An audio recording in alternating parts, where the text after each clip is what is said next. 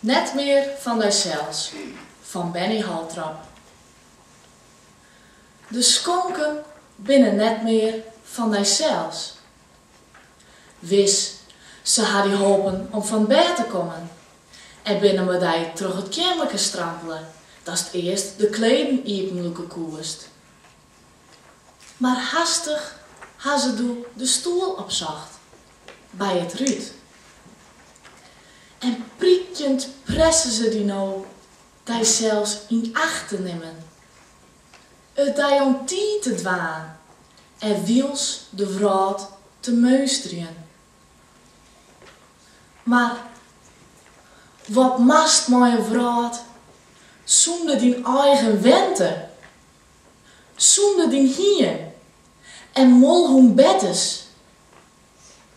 De vrouw besteedt hier enkel terug ruten hinnen van dubbel glas en isoleren morren. Auto's, bijen op een fiets, wat vogels nou en dan, de meesken onderwijs, de wolken in peteer, mooi wien en zinnen. Was to er nog van waarnemst, komt of vertarren net meer ta. Er luidt een deze oeding teenzen. Die vuur en vaasje rennen op krukken. Je les om maar de kreze kleen te wachten. Als derde legens van een libben zonder de rook van ronte, van hoenenvlieben en van hinnestront.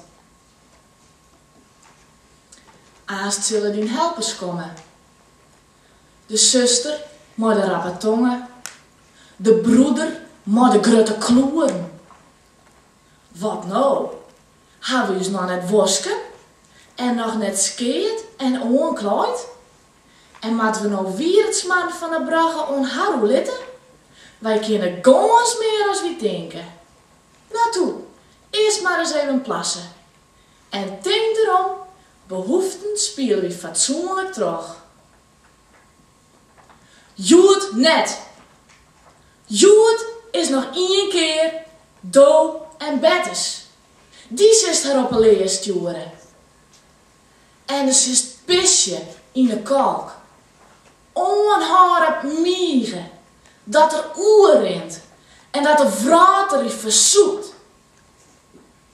Joet gist ook hoe dan ook naar huis. Bij neet zonder de skonken. Ze winnen net meer van dijzelfs.